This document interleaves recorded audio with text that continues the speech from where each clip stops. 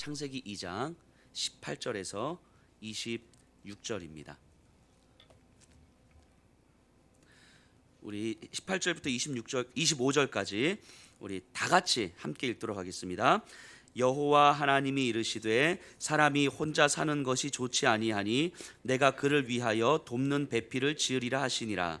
여호와 하나님이 흙으로 각종 들짐승과 공중의 각종 새를 지으시고 아담이 무엇이라고 부르나 보시려고 그것들을 그에게로 이끌어 가시니 아담이 각 생물을 부르는 것이 곧 그 이름이 되었더라. 아담이 모든 가축과 공중의 새와 들의 모든 짐승에게 이름을 주니라. 아담이 돕는 배필이 없으므로 여호와 하나님이 아담을 깊이 잠들게 하시니 잠들매 그가 그 갈빗대 하나를 취하고 살로 대신 채우시고 여호와 하나님이 아담에게서 취하신 그 갈빗대로 여자를 만드시고 그를 아담에게로 이끌어 오시니 아담이 이르되 이는 내 뼈 중에 뼈요 살 중에 살이라. 이것을 남자에게서 취하였은즉 여자라 부르리라 하니라. 이러므로 남자가 부모를 떠나 그의 아내와 합하여 둘이 한 몸을 이룰지로다. 아담과 그의 아내 두 사람이 벌거벗었으나 부끄러워하지 아니하니라. 아멘. 오늘은요, 지난주 우리 창세기 1장을 통해서 신앙의 본질에 대해서 살펴봤는데 그에 이어서 오늘 가정에 대한 이야기를 좀 해보려고 합니다. 그냥 우리의 가정이 이뤄야 된다, 단순하게 이런 이야기를 하려고 하는 게 아니고 하나님의 창조 질서 안에서 가정은 어떤 의미가 있었는지를 우리가 좀 살펴보려고 합니다. 그래서 가정의 본질에 대한 이야기를 할 거예요. 오늘 그래서 조금 어려울 수도 있습니다. 성경을 통해서 우리가 살펴볼 건데 좀 어려울 수 있으니 그냥 한번 성경을 가지고 성경 공부한다 생각하시고 따라오시면 좋겠고요. 오늘은 뭐 가정 상담하는 자리가 아니기 때문에 성경적 가정에 대한 우리가 갖고 있는 생각들을 좀 깨트리고 성경에서 하나님의 창조 질서 안에서 하나님께서 가정을 어떻게 세우셨는지를 좀 생각해 보셨으면 좋겠습니다. 그래서 기존의 결혼 생활을 하시는 분들은 내가 이제까지 해왔던 결혼 생활, 가정 생활에 대해서 한번 반성하시는 시간이 돼야 될 것이고요. 아직 결혼을 하지 않은 우리 청년들 같은 경우는 내가 배우자를 만날 때, 가정을 만들 때에 뭘 가장 중심으로 놔야 될 것인지를 깊이 고민을 좀 하는 시간이 되었으면 좋겠습니다. 하나님의 창조 질서는요, 하늘과 땅의 창조로부터 시작해서 가정으로 마무리가 돼요. 인간 창조가 창조의 마무리가 아니라 가정이 창조의 마무리인 거예요. 그러니까 가정은 하나님의 창조 질서 안에 들어와 있는 거예요. 인간이 경험하는 모든 공동체와 조직들은 다 창조하신 하나님이 창조하신 인간들이 만들어낸 조직이라면 유독 가정만은 하나님의 창조 질서 안에서 하나님이 직접 만드신 거거든요. 그 이유가 있어요. 오늘은 그 이유를 좀 살펴보려고 합니다. 우선 우리가 먼저 살펴볼 것은 창세기 1장과 창세기 2장에 나타난 하나님이 다르다는 거예요. 제가 지난주에 말씀드렸죠. 창세기 1장과 창세기 2장에 나타난 하나님이 어떻게 다른지 묵상하고 오시라고. 나 처음 들으시나요? 말씀 안 드렸나? 갑자기 제가 막 헷갈리네요. 자, 창세기 1장과 창세기 2장에 나타난 하나님이 다르게 나타나요. 1장은 우리가 많이 아시죠. 빛이 있으라 하시면 빛이 있었고 하나님이 말씀하시면 말씀이 그대로 이루어졌잖아요.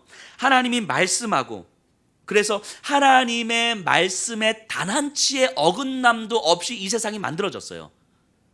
1장에서 그려지는 하나님은 제왕적 권력을 갖고 있는 하나님이시고 어미하신 하나님이시고 크고 놀라우신 하나님이시고 이 땅을 창조한 하나님이시고 그래서 그 하나님 앞에서 말씀에 어긋나는 그 어떤 것도 하면 안 될 것 같은 그런 하나님이시죠. 창조주 하나님은. 그런데 2장에 나타난 하나님은 조금 달라요. 우리 4절 5절 2장 4절 5절 제가 한번 볼게요. 이것이 천지가 창조될 때에 하늘과 땅의 내력이니 여호와 하나님이 땅과 하늘을 만드시던 날에 여호와 하나님이 땅에 비를 내리지 아니하셨고 땅을 갈 사람도 없었으므로 들에는 초목이 아직도 없었고 밭에는 채소가 나지 아니하였으며. 혹시 여기 4절 5절을 읽으면서 이거 이상한데? 이런 부분 혹시 발견했습니까? 한 두 군데 정도 발견하셔야 되는데 제가 대답하실 때까지 기다릴까요? 한 두 군데 정도가 좀 이상한 표현들이 나와요. 일단은 뭐냐면 1장에서 나타난 하나님의 이름이 달라요. 2장에서는요. 1장에서는 하나님, 하나님, 하나님 이렇게 표현되는데 2장 4절에서는 어떻게 표현됩니까? 여호와 하나님 이렇게 표현돼요. 여호와 하나님. 이 여호와라는 말 자체가 특별한 의미를 지니고 있는 존재예요. 이 말이 물론 성경에서는 창세기에 쓰였지만 성경적 시대 속에서는 언제 처음 쓰였냐면 하나님께서 모세를 통해서 이스라엘 백성들을 애굽에서 불러내실 때 출애굽기 6장 3절에 이렇게 언급이 돼요. 내가 아브라함과 이삭과 야곱에게 전능의 하나님으로 나타났으나 나의 이름을 여호와로는 그들에게 알리지 아니하였고, 그러니까 모세에게 나타나시기 전까지 하나님은 전능하신 하나님이셨지만 여호와로는 나타나지 않으셨대요. 이 여호와라는 말은 인격적 관계가 내포된 말이에요. 인격적 관계. 그러니까 지금 하나님께서 뭘 말씀하시려고 하시냐면 애굽에서 노예 생활하고 있는 이스라엘 백성들에게 이제까지 하나님은 전능하신 하나님이고 초월하신 하나님이고 창조주 하나님인데 그 하나님께서 이제는 내가 너희들과 관계를 맺는 존재가 될 거야. 너희는 내 백성이 될 거고 나는 너희의 왕이 될 거야 라고 말씀하시는 거예요. 그래서 애굽에서 내가 너희를 이제 끌어낼 거야. 여호와라는 말은 이런 관계의 의미가 있는 거예요. 관계의 의미. 아주 단순하고 유치하게 우리가 좀 예를 들면 이런 거죠. 교회 하면은 우리 많잖아요. 안중에도 많고 우리나라에 다방보다 많은 게 교회 아닙니까? 근데 요즘엔 다방이 점점 없어서 교회가 훨씬 많을 것 같아요. 근데 진짜 여담이지만 제가 울릉도를 갔더니 진짜 울릉도에는 다방보다 교회가 훨씬 많더라고요. 근데 어쨌든 자, 그런데 교회 하면 다 그런 거지만 우리 교회 하면 다른 거예요. 그렇죠. 교회는 그냥 일상적으로 존재하는 교회지만 우리 교회 해버리면 나와 관계 맺는 교회가 되는 거죠. 우리 장로님 계시지만 장로님 하면 그냥 어느 저나 볼 수 있는 장로님인데 우리 장로님 하면 다른 거와 나와의 관계가 전달되는 거죠. 여호와라는 말이 이런 의미예요. 하나님 하면 저 멀리 계신 분이고 창조주 전능하신 하나님인데 여호와 하나님 하면은 우리 하나님, 나의 하나님 이런 의미가 있는 거예요. 그런데 지금 창세기 2장에서는요. 하나님 1장에서는 하나님 하나님 하나님 그리다가 2장에 들어와서 여호와 하나님 이렇게 표현되는 거예요. 이건 무슨 의미겠습니까? 이제는 하나님께서 사람을 창조하셔야 될 텐데 이 사람은 하나님과 관계 맺는 존재라는 것을 지금 염두에 두고 있는 거죠. 자, 그리고 또 하나 이상한 점이 있어요. 5절에 보면요. 여호와 하나님이 땅에 비를 내리지 아니하셨고 땅을 갈 사람도 없었으므로 들에는 초목이 아직 없었고 밭에는 채소가 나지 아니하였으며. 지금 사람만 창조하면 되는 상황이에요. 지금 이 상황은 사람만 창조하면 되는데 이 땅을 경작할 사람이 없는데 뭐도 없었대요? 초목과 채소도 없었대요. 이상하죠? 이상한 거 맞죠? 이상하셔야 되는 거예요. 자, 1장에 보면요. 사람을 창조하시기 전에 모든 것을 지금 다 만드셨잖아요. 채소도 만드시고 초목도 만드시고 이미 다 만드셨잖아요. 하나님은. 그리고 사람을 마지막으로 창조하신 거잖아요. 근데 2장에 보면요. 그렇지 않다고 말씀하는 거예요. 사람만 창조하면 되는데 아직 초목도 없고 채소도 없는 상태라고 말씀하시는 거예요. 그럼 이건 무슨 의미냐면 하나님의 창조 질서는 모든 것을 다 완전하게 만들어 놓으신 다음에 인간을 딸랑 이렇게 만들어 놓은 게 아니고 모든 것을 하나님께서 창조하셨지만 인간을 창조하시고 나서 인간이 이 땅을 경작함으로 말미암아 완성되는 질서로 만드신 거예요. 이해가 되시나요? 그러니까 초목과 채소를 이미 그 가능성으로 다 만들어 놓으셨지만 인간을 창조하신 다음에 인간이 땅을 경작하고 인간이 노동함으로 말미암아 초목이 자라고 채소가 자랄 수 있도록 만드신 거예요. 이게 하나님의 창조 질서인 거죠. 이게 인간이 창조 질서의 완성이라는 의미예요. 이게. 그래서 하나님은 인간을 창조하시면서 이 땅이 아직 덜 완성된 상태로, 그러니까 이미 하나님이 창조하셨지만 아직은 덜 완성된 상태로 창조하셨는데 인간을 창조하시면서 아담아 네가 나와 함께 이 창조의 질서를 완성해 가자 이런 의미로 인간을 만드셨다고요. 이게 인간 창조의 의미예요. 그래서 이미 창조하셨지만 덜 완성된 상태로 창조하신 질서, 그래서 인간을 창조하심으로 완성된 질서를 만들어가는 거죠. 그래서 인간은 이 창조의 본질 자체가 하나님과의 동역자인 거예요. 그래서 지난주에 제가 이것이 신앙의 본질이다라고 제가 말씀드렸던 기억이 납니다. 그래서 인간을 만드시는 과정도 남다릅니다. 7절에 보세요. 여호와 하나님이 땅의 흙으로 사람을 지으시고 생기를 그 코에 불어넣으시니 사람이 생명이 된지라. 하나님이 이렇게 창조하시는 분이 아니시죠. 말씀으로 창조하셨잖아요. 말씀으로 계속. 근데 인간을 창조하실 때 흙에게 명령해서 흙아 너 사람의 모양으로 되라. 너 숨을 쉬어라. 그래서 이렇게 잘생긴 모습으로 되라. 뭐 이렇게 말씀하시면 되는데 하나님 그렇게 말씀하신 게 아니고 직접 창조자 하나님이 직접 이 땅에 오셔서 이 땅에 피조물인 흙을 직접 빚으셔서 인간의 형체를 이렇게 만드신 거예요. 직접 하나님의 손으로 직접 만드신 거예요. 그리고 그 코에 생기를 불어넣으신 거죠.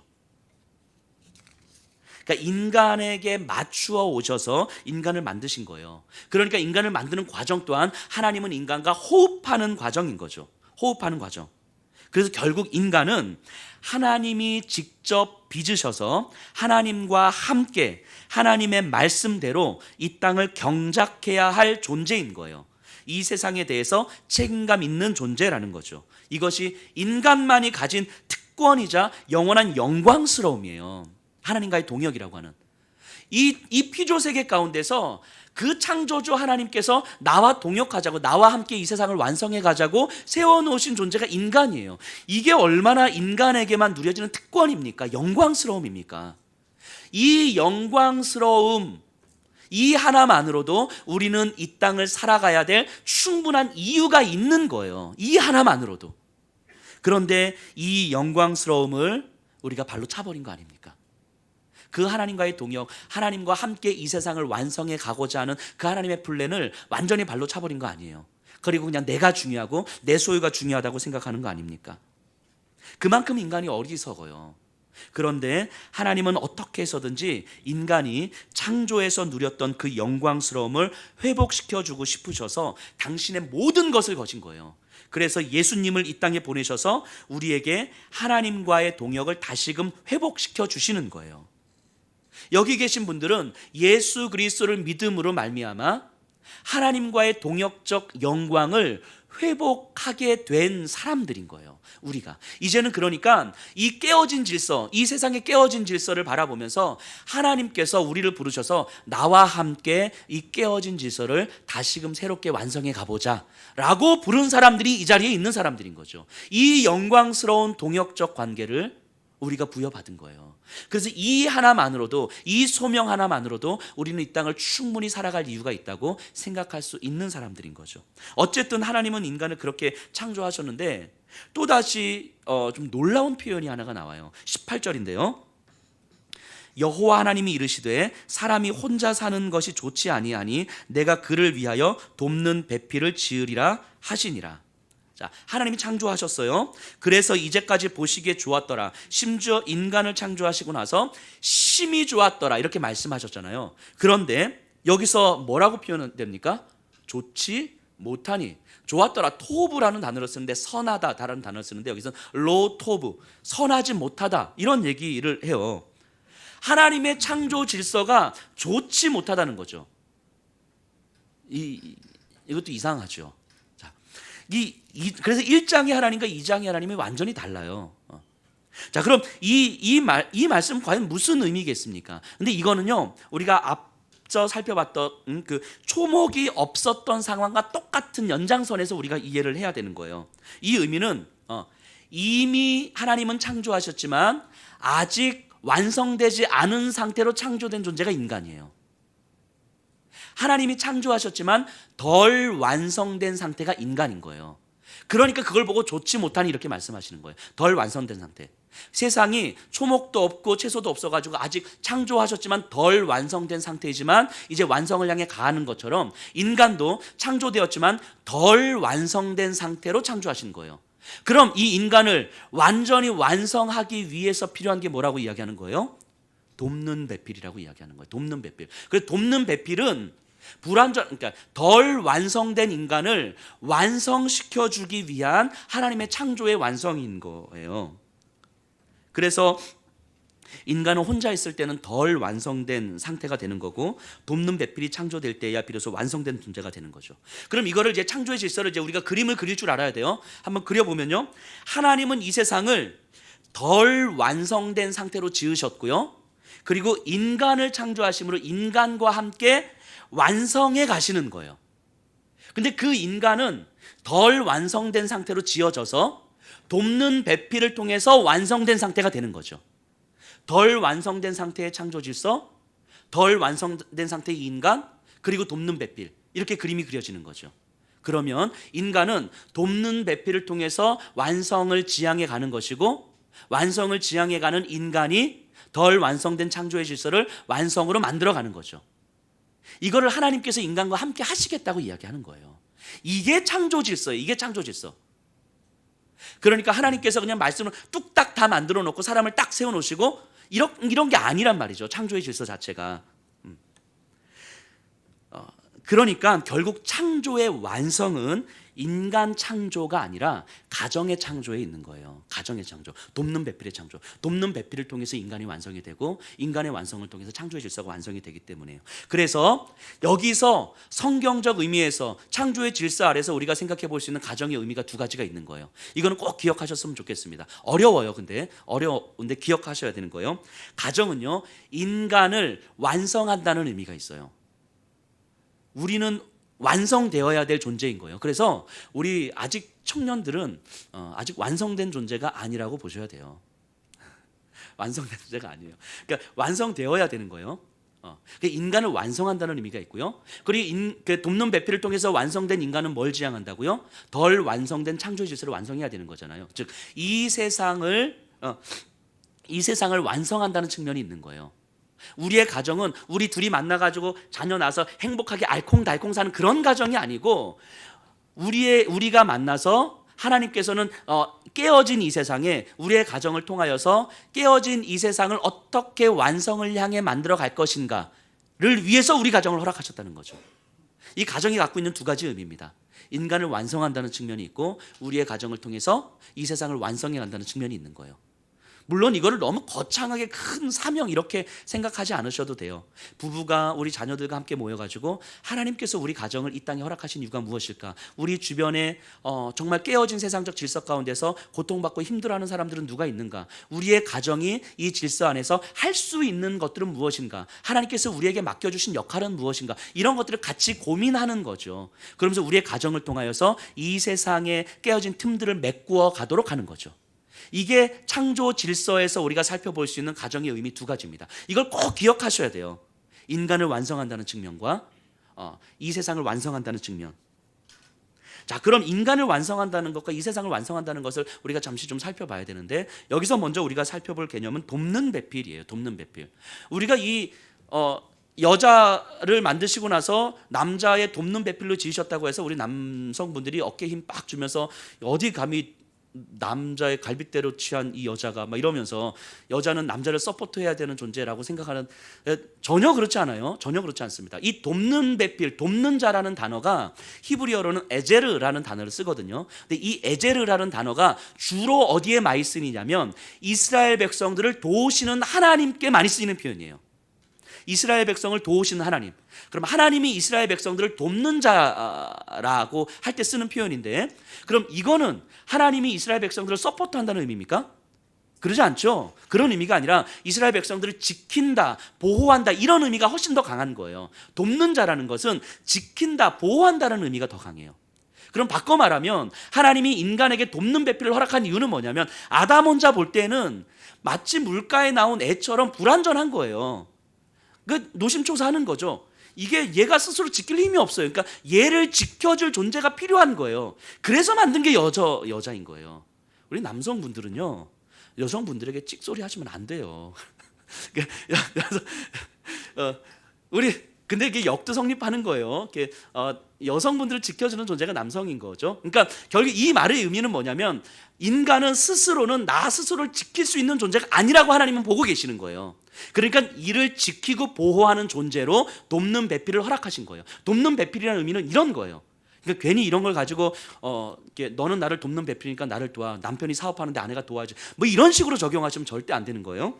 자, 어쨌든 이 돕는 배필을 이렇게 이해를 하게 되면 남성이 우월하고 뭐 여성이 열등하고 뭐 이런 생각을 전혀 할 수가 없는 거예요. 이렇게 생각하는 건 성경을 전혀 모르고 하는 이야기인 거죠.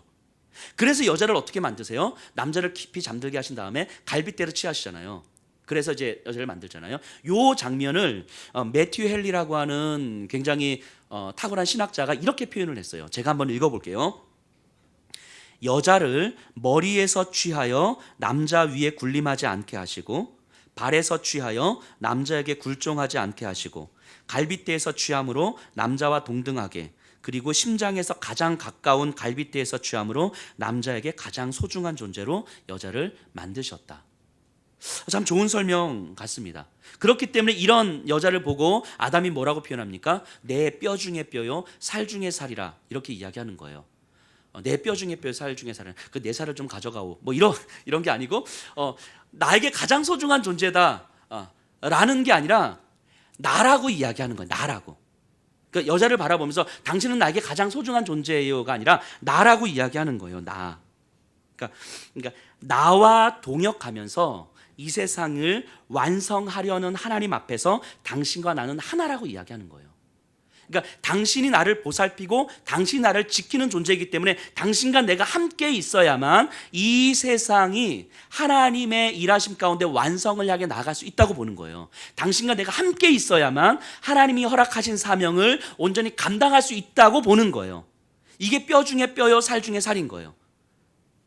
그러니까 아담과 하와는 둘이 함께 있어야 하나님의 사명을 감당할 수 있다고 이제 판단하고 있는 거죠. 혼자 있을 때는 하나님의 사명을 감당할 수 없다고 보는 거예요. 즉 하나님의 사명과 상관없는 삶을 살게 되는 거예요. 이렇게 가정이 만들어지는 거예요. 이렇게. 여기까지가 창조 질서를 통해서 본 가정의 본질이에요. 그런데 인간이 타락되면서 죄를 지음으로 말미암아 이 가정이 깨지죠. 뼈 중에 뼈, 살 중에 살이었던 여자가 선악과를 따먹은 아담에게 어떻게 변하게 됩니까? 아담이 이렇게 이야기하죠. 하나님께서 나에게 허락한 이 여자가 나를 유혹해서 내가 이 선악과를 먹었습니다. 불평의 원인이 되고 있어요. 불평의 원인. 당신은 나라고, 당신과 나와 함께 하나님의 사명을 감당하는 존재라고 했던 그 고백이 죄를 지음으로 말미암아, 그래서 당신과 나가 하나가 아니라 나와 당신은 다르다라는 개념이 들어오기 시작하면서 불평의 원인이 되는 거예요. 당신 때문에 이렇게 됐어. 당신 때문에 이렇게 됐어. 혹시 오늘날 우리들의 가정이 이렇진 않습니까? 당신 때문에 내가 좀 덜 행복하고, 그래서 서로가 서로에게 불평의 원인이 되어지는 그런 모습은 혹시 없습니까? 아니면 그렇게 크게 불평도 없고 뭐 그냥 크게 문제는 없지만, 그럼에도 불구하고 우리의 가정을 통해서 내가 하나님 앞에 완성되어져 가거나, 완성된다는 의미는 하나님의 말씀을 좀 더 깊이 듣고 하나님의 말씀에 순종할 수 있는 삶인 거죠. 이게 완성이죠. 그럼 내 남편을 통해서 내가 완성되어져 가거나, 내 아내를 통해서 내가 완성되어져 가거나, 그리고 그렇게 완성되어져 가는 우리가 우리 주변의 이 세상을 바라보면서 이 세상을 완성해 가는 존재, 이 세상의 빈틈을 채우는 존재로 우리의 가정이 이렇게 이제까지 지내왔다라는 것을 단 한 번도 고민해 보지 못하고 생각해 보지 못한 채 혹시라도 살아오고 있습니까? 우리의 가정이 그렇다면 우리는 우리가 때로는 행복하고 우리가 때로는 평안하고 크게 문제 없다 할지라도 우리는 성경적 의미에서의 가정을 만드는 건 아닐 수 있는 거예요. 아무 문제 없는 가정, 자녀들과 잘 소통하는 가정이라 할지라도 성경적 의미에서의 가정은 아닐 수 있는 거예요. 인간의 타락은 가정을 깨뜨렸고, 가정의 깨짐은 세상을 깨뜨렸어요. 세상을. 근데 지금은 이 깨어진 세상에 가정이 영향을 받고, 이 세상적 가치의 가정에 내가 영향을 받고 있는 거예요. 그러니까 우리가 좀 정리를 해보면, 예수님을 믿는다는 것은요, 예수님을 믿는다는 것은 내가 하나님의 동역자로 서는 것이며, 내가 속한 가정에서 내가 올바르게 서는 것이며, 내 가정으로부터 세상의 회복이 시작된다는 것을 깨닫는 거예요. 이게 예수님을 믿는 거예요.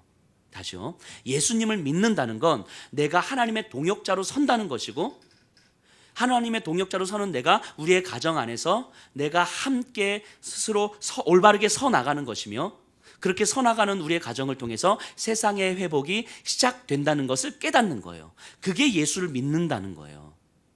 이런 것과 상관없이 예수를 믿는다는 건 내가 예수 믿고 뭐 천국 가게 됩니다, 단순하게 이런 차원이 아니다라고 하는 것을 제가 지난 시간에 말씀드렸는데요.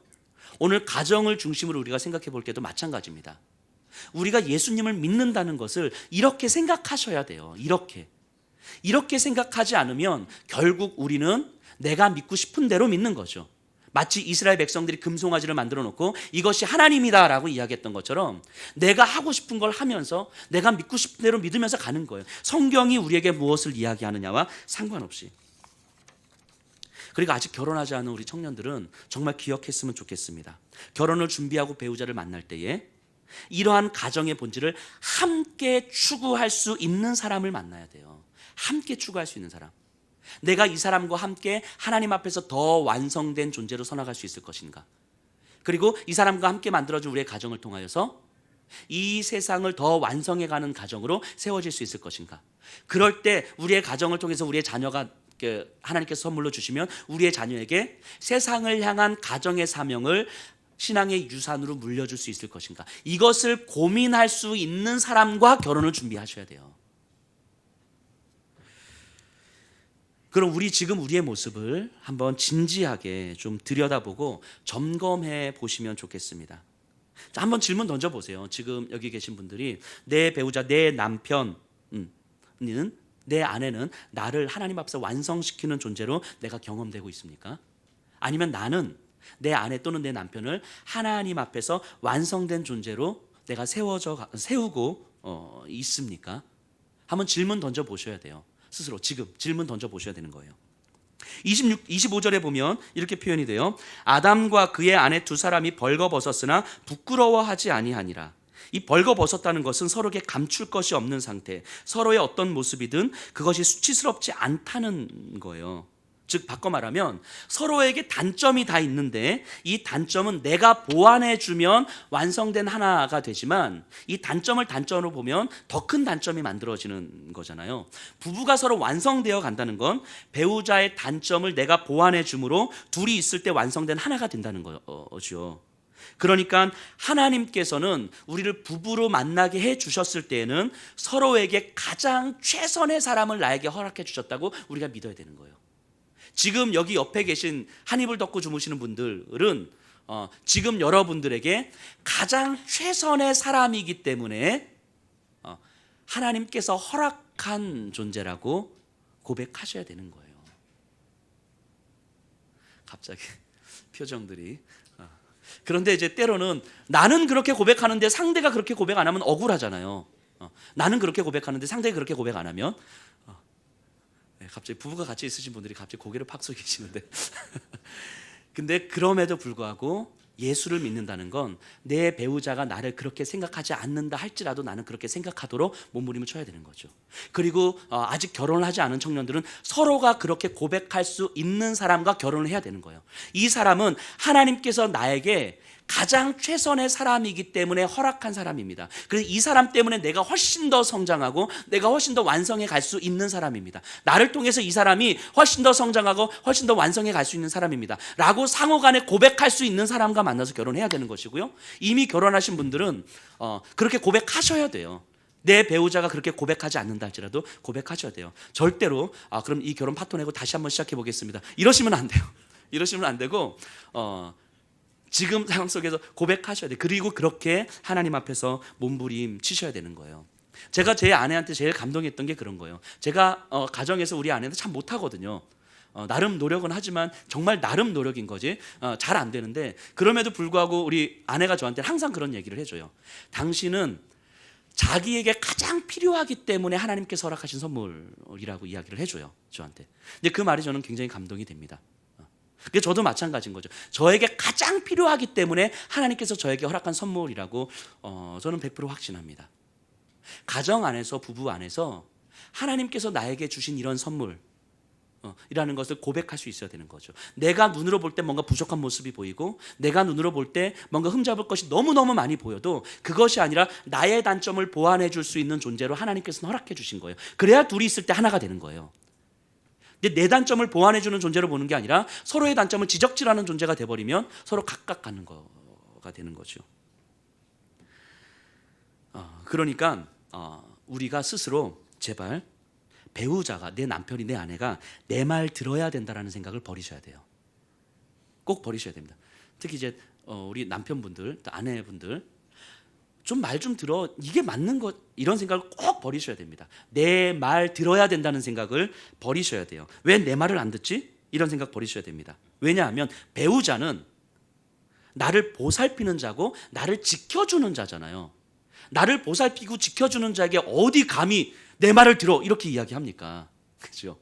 그렇게 생각하셔요. 나를 지켜주는 자에게 어디 감히 당신 내 말 들어 이렇게 이야기를 해요. 그러니까 내 말 들어야 돼, 이런 생각들을 좀 버리셔야 돼요. 제가 어제 결혼식 주례를 하면서 했던 이야기인데요, 내가 배우자를 위해서 최선을 다하는 것이 중요하지 않아요.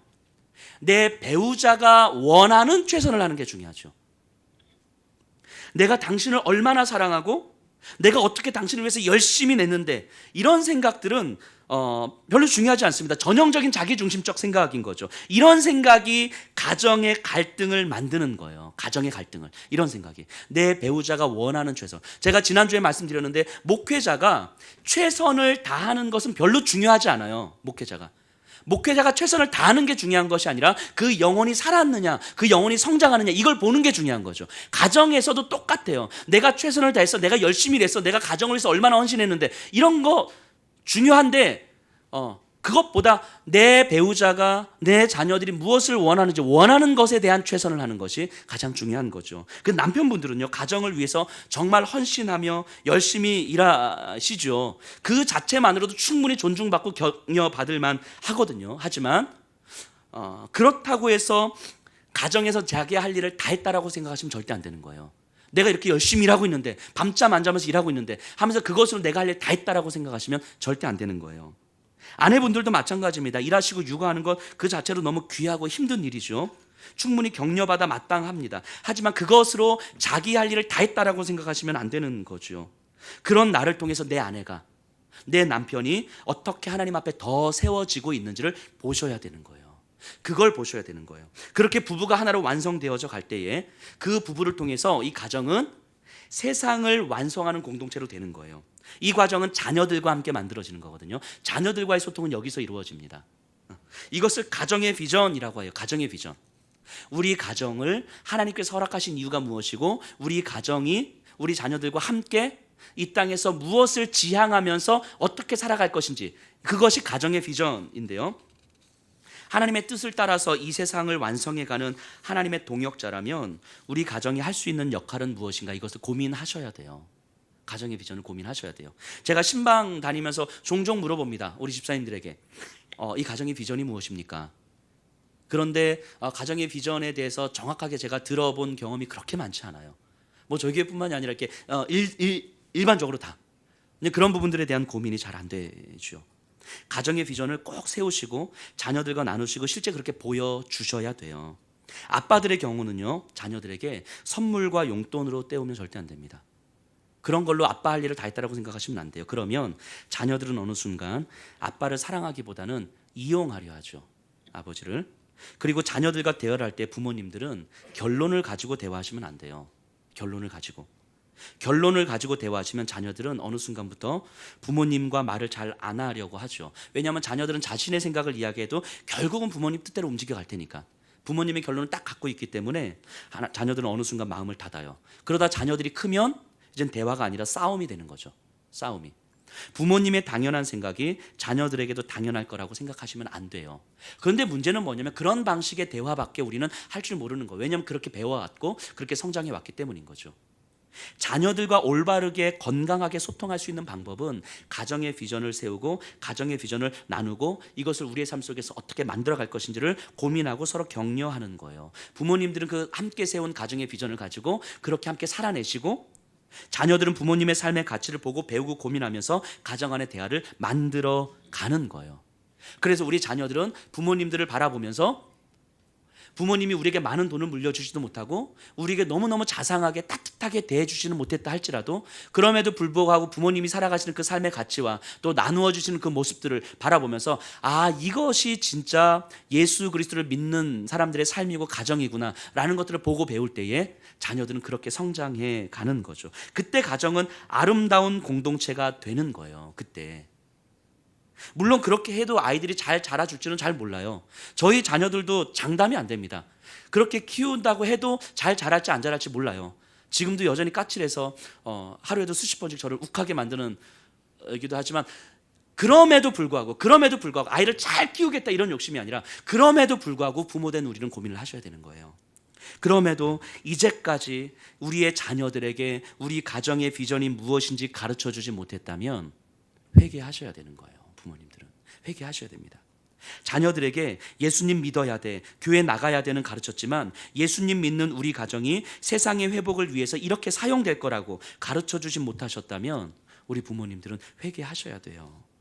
자녀들에게 하나님께서 우리를 한 가정으로 삼아주신 이유를 가르쳐주지 못하셨다면 우리 부모님들은 회개하셔야 되는 거예요. 자녀들에게 자기 삶의 이유를 깨닫도록 가르쳐주지 못하셨다면 회개하셔야 되는 거예요. 자녀들이 여전히 깨어진 세상의 기준을 그대로 받아들이며 살고 있다면 우리 부모님들은 회개하셔야 되는 거예요. 정말 회개하셔야 되는 거예요.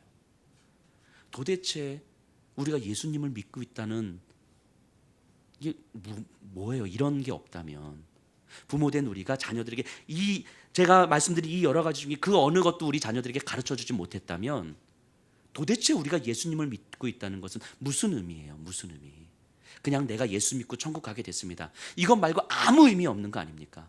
우리 가정에서 우리 자녀들에게 그냥 너 교회 나가야 돼, 예수 믿어야 돼, 기도해야 돼, 말씀 읽어야 돼, 그리고 너 공부도 해야 돼, 좋은 대학 가야 돼, 이런 게 신앙이 아니잖아요. 근데 우리 자녀들에게 우리가 믿음의 가정으로 만들어 온다고 했고 예수님을 믿는다고 했고, 그런데 우리가 정작 알고 보면 성경에서 말하고 있는 이 가정의 의미를 그 어느 것 하나도 제대로 만들어가지 못하고, 그 어느 것 하나도 제대로 고민해보지 못하고, 그 어느 것 하나도 제대로 우리가 삶에서 드러내지 못하면서 이제까지 살아온 모습은 혹시 아닌가 하는 거죠. 그러니까 예수 믿는 사람들의 가정이 교회를 나오고 교회 헌신하고 헌금하는 것 말고는 다른 세상에 있는 가정들과 별반 차이 없는 모습으로 그려지는 게 오늘날 우리들의 현주소 아닌가 하는 거죠. 그것이 우리들의 현주소 아닌가 하는 거죠. 그러면서 우리는 여전히 예수님을 믿고 있다고 생각하고 여전히 우리는 신앙의 믿음의 가정을 만들어가고 있다고 생각하고 있다면 우리는 하나님 앞에서 정말 회개하셔야 됩니다. 회개하셔야 됩니다. 물론 저에게 이렇게 질문을 던진다면 그런 가정들을 그럼 어떻게 만들어가요? 어떻게 만들어가요? 모르죠. 저도 모르죠. 하지만 성경은 그렇게 이야기하고 있잖아요. 그러면 뭘 어떻게 해야 될지 모르겠지만 우리가 하나님 앞에 물어봐야죠.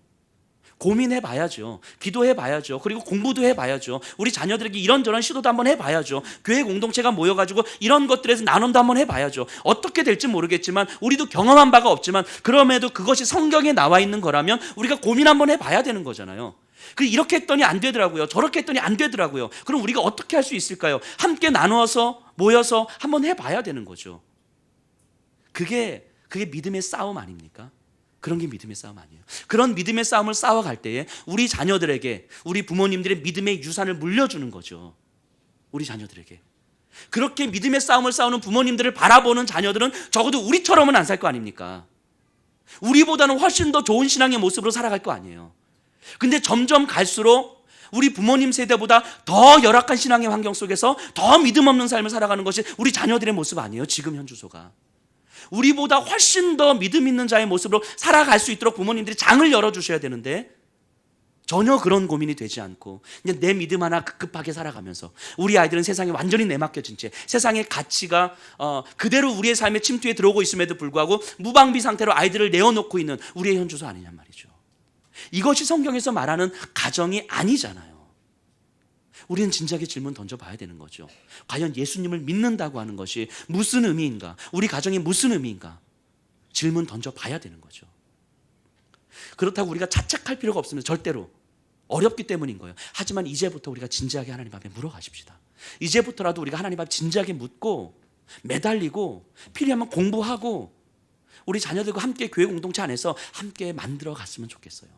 성경에서 말하고 있는 이 가정의 본질이 적어도 우리 예수평학교에 속한 모든 가정 속에서 조금씩 회복이 되고 그래도 우리 자녀들 때에는 이 모습이 조금 더 드러나고 그리고 우리보다는 훨씬 더 믿음 있는 삶을 우리 자녀들이 살 수 있도록 우리 부모 세대들이 믿음의 장을 열어주었으면 좋겠습니다.